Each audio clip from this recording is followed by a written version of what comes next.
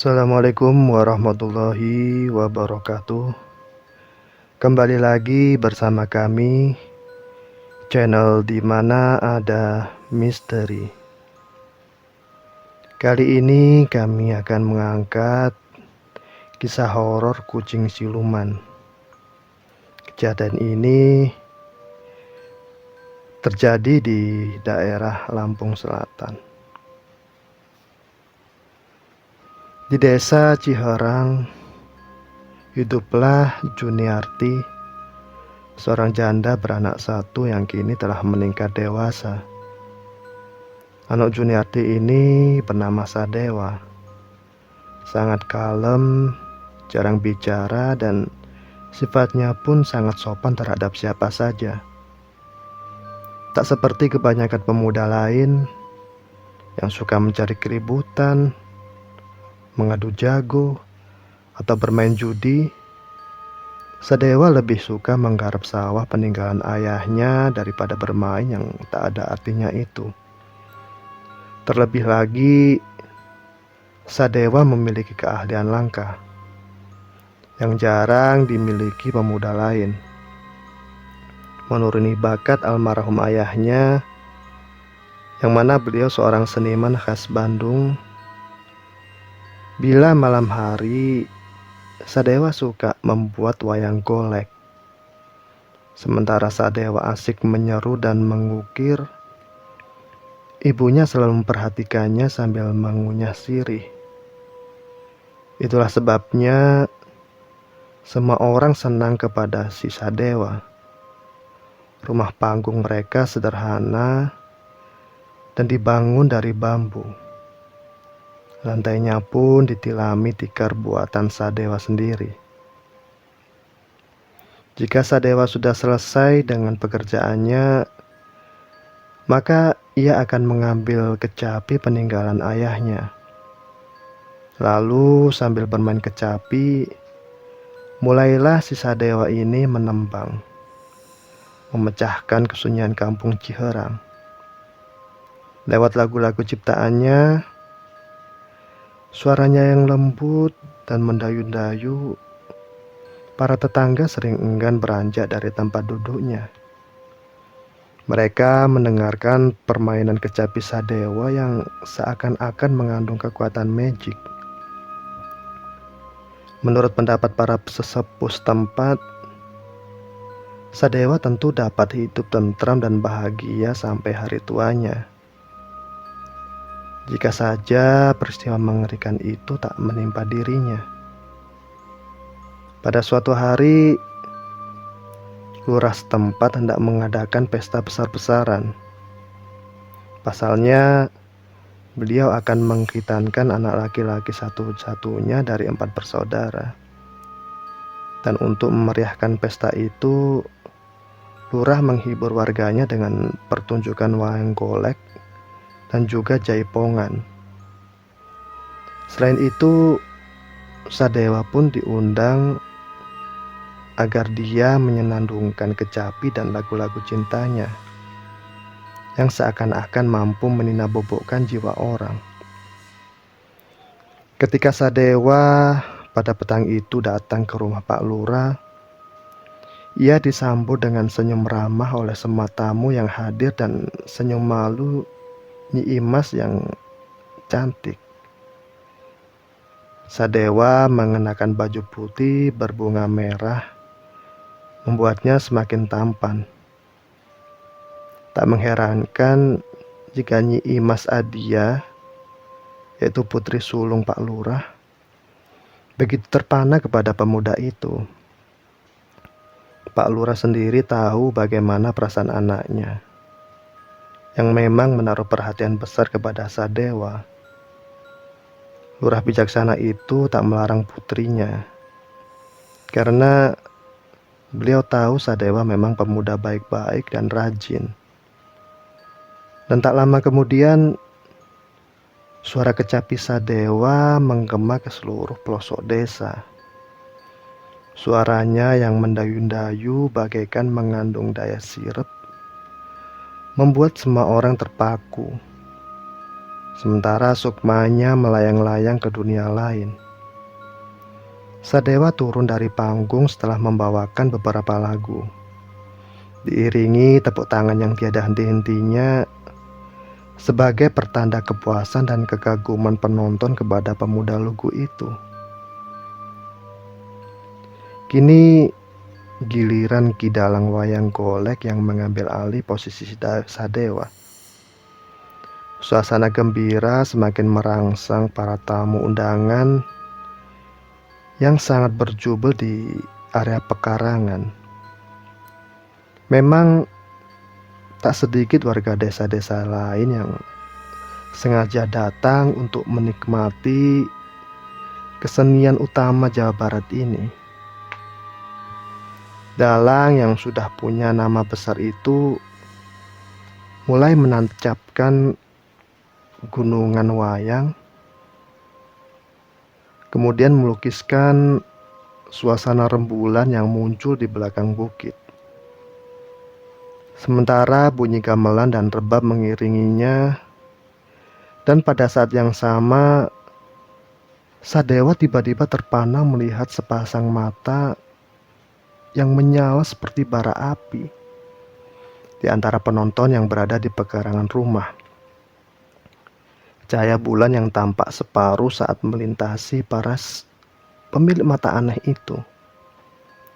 Begitu cantik jelita, dengan rambut terurai panjang, dan belum pernah Sadewa melihat gadis cantik itu. Bagai tersedot oleh kekuatan gaib, pemuda yang sedang duduk bersama Nyi Imas Adia mendadak beranjak dari sana. Ia sama sekali tak menghiraukan teguran keheranan yang dilontarkan putri sulung Pak Lurah. Sadewa bagai tak mendengar kecemasan Nyi Imas maupun bunyi dari gamelan yang dimainkan.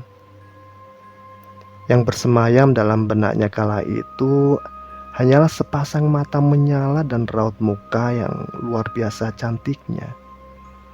Sadewa bagai mendapat panggilan tersembunyi yang harus ditaatinya. Ia pun mendekati wanita yang belum dikenalnya itu. Sejenak ia berdiri di sisi wanita ayu itu. Sebentar mengamati dengan perasaan tak karuan.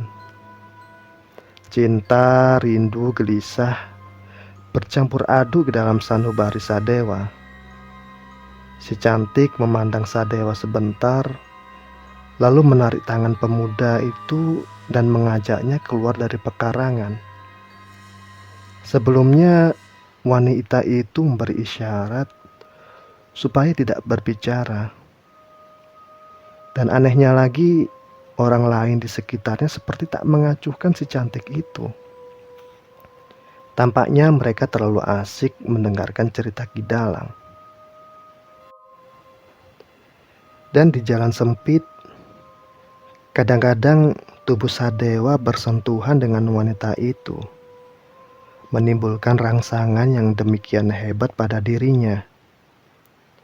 Sadewa seakan terbakar birahi yang sulit dikendalikannya. Dan sementara itu, cahaya rembulan jelas menyinari semua yang ada di sekitar mereka.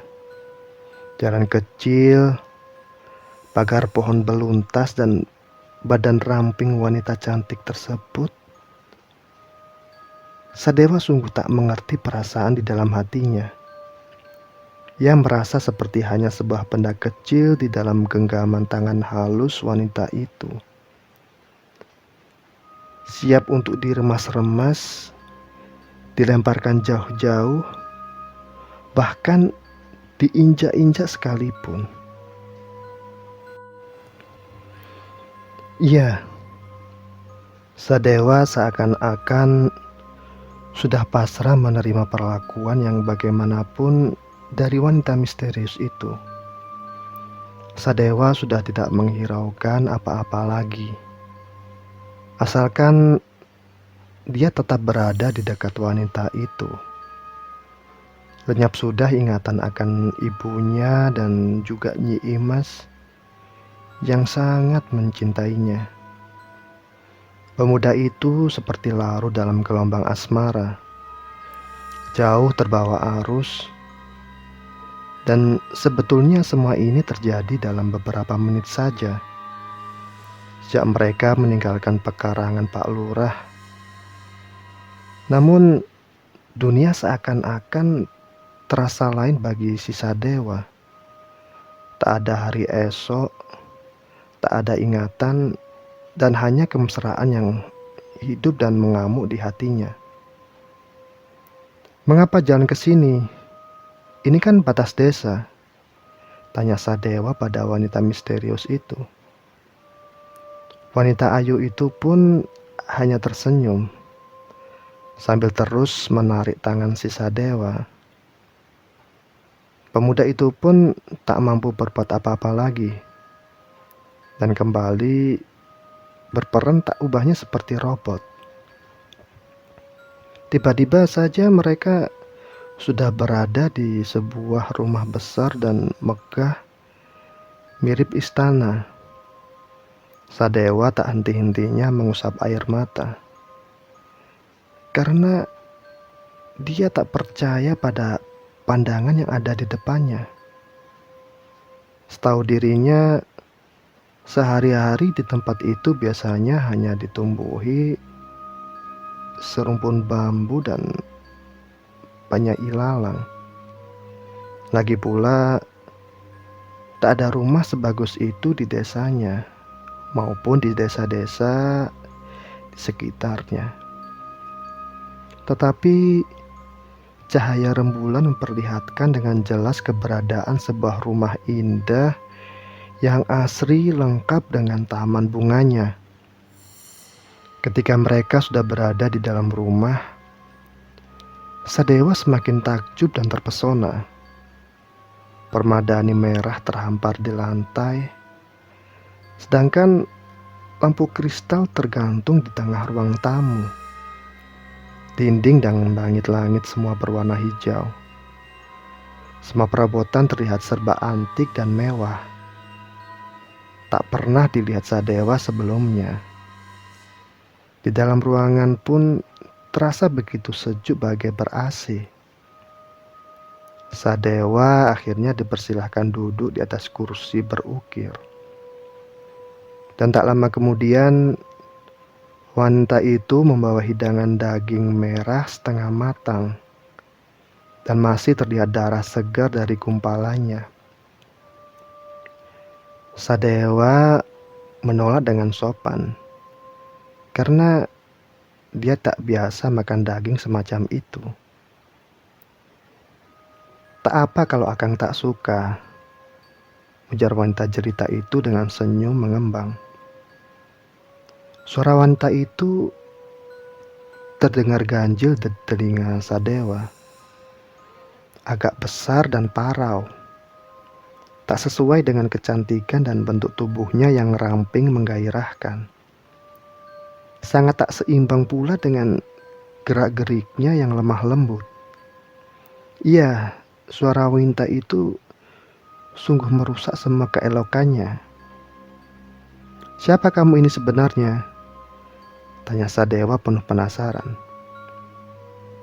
Nyi Ayu pun hanya tersenyum, lantas meletakkan telunjuknya yang lentik di depan bibirnya yang merah merekah sebagai isyarat supaya Dewa tidak banyak bicara.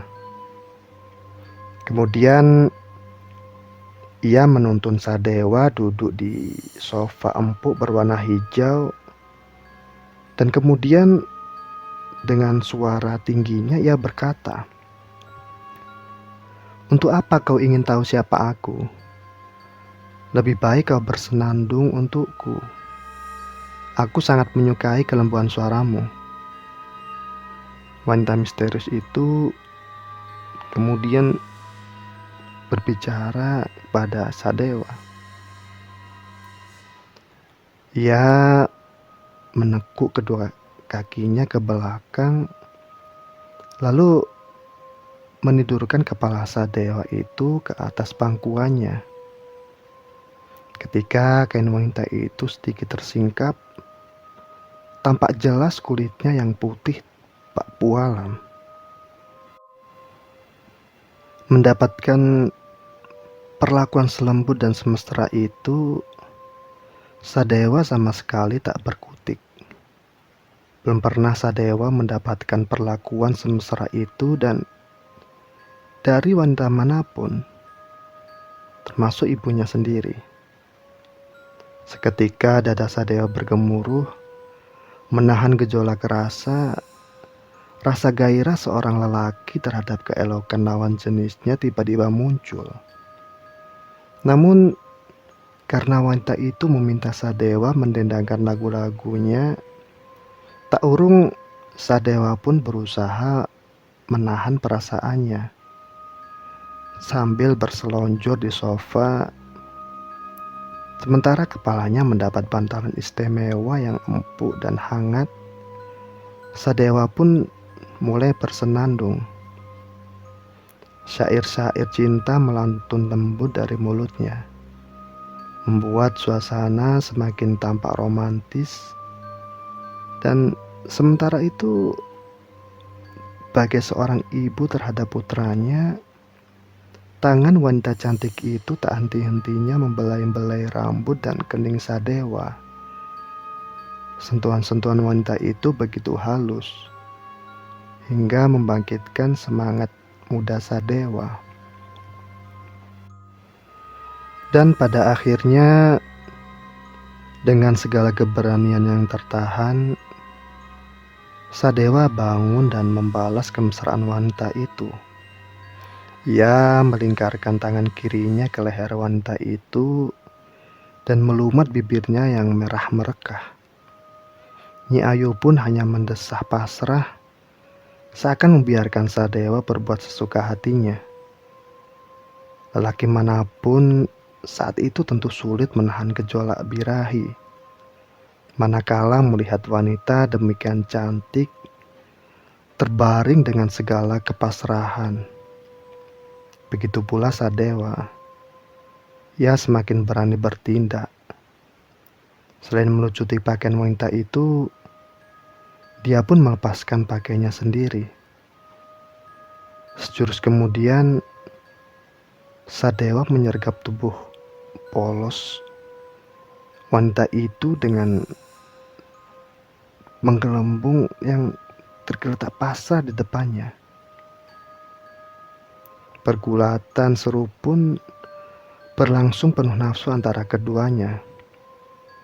Hingga kemudian Sadewa terbaring lemas di samping tubuh Nyi Ayu yang sangat-sangat menawan. Sayup-sayup sebelum Sadewa terlelap, ia mendengar suara Nyi Ayu yang agak besar dan parau. "Tenangkanlah hatimu sayang. Tidurlah kasihku. Kau seorang jejaga yang baik, bersih, tak bernoda. Selama ini kau hanya makan barang halal dan keringatmu sendiri. Jika tubuhmu gemuk karena suka mengambil hak orang lain, tentu sejak tadi aku sudah menelanmu hidup-hidup," ucap Nyi Ayu kepada si Sadewa yang masih terbaring tanpa sadar. Keesokan paginya, desa pun menjadi gempar. Orang-orang desa dan ibu Sadewa menemukan Sadewa terbaring di bawah rerimbunan pohon bambu. Dan yang lebih mengejutkan lagi, Sadewa ditemukan dalam keadaan telanjang.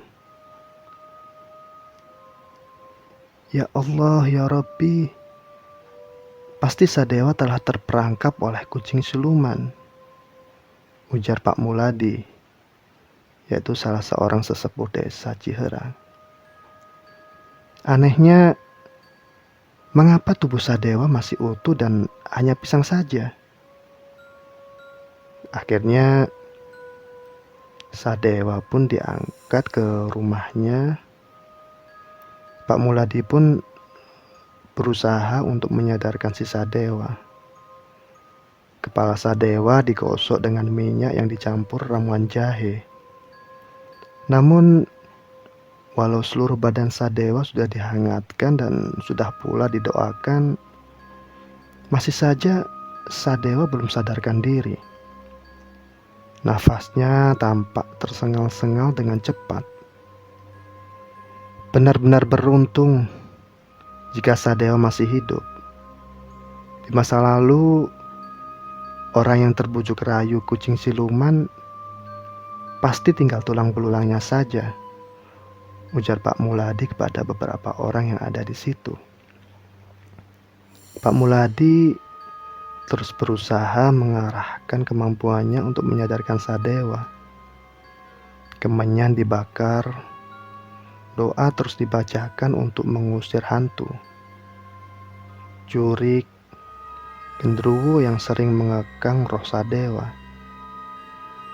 Orang-orang yang duduk di samping tubuh Sadewa dia membisu dan menyaksikan prosesi penyembuhan tersebut. Namun, keesokan harinya, Sadewa baru bisa membuka mata dan sadar. Dan dengan suara terputus-putus, ia mengigau. "Di mana Nyi Ayu? Di mana Nyi Ayu?"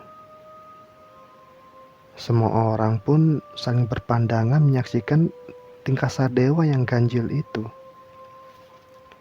Benar sekali dugaan mereka. Sadewa memang telah terperangkap oleh kesaktian kucing siluman yang memang suka berubah wujud menjadi wanita cantik. Jadi,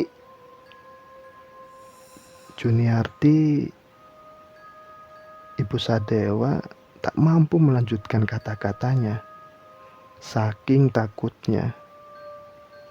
Semua yang ada di situ menghela nafas panjang. Nyi Imas yang setia menunggu sejak pemuda itu tak sadarkan diri pun menjerit dengan tangis yang memilukan. "Oh Kang Sadewa, mengapa nasibmu begitu buruk?" bisik Nyi Imas haru. Sadewa tiba-tiba berusaha berdiri dengan mata yang beringas. Beberapa tangan segera memeganginya dan Sadewa tak dapat berbuat banyak. Karena puluhan lelaki berusaha untuk meredakan keberingasan si Sadewa. Ia kembali direbahkan dan sementara Pak Muladi terus berusaha mengembalikannya. Namun sejak itu Sadewa benar-benar berubah. Dia tak lagi ramah dan sopan, bahkan tak pernah lagi mau bicara dengan orang lain. Tak terdengar lagi suara kecapi dan senandung kedungnya yang dulu mampu membuat warga desa terpesona. Setiap hari ia hanya bisa duduk dengan pikiran menerawang jauh tanpa arah. Dan jika sekali-kali membuat wayang golek, maka yang dibuat oleh si Sadewa hanya seorang Srikandi. Tubuh wayang itu dibuat gagah, menggairahkan, dan menantang. Tak ubahnya tubuh kucing siluman yang memang indah menawan dan penuh gairah birahi. Baik, sobat dimana ada misteri, dimanapun Anda berada, itulah kisah nyata yang diceritakan oleh Bapak Sanusi di Lampung.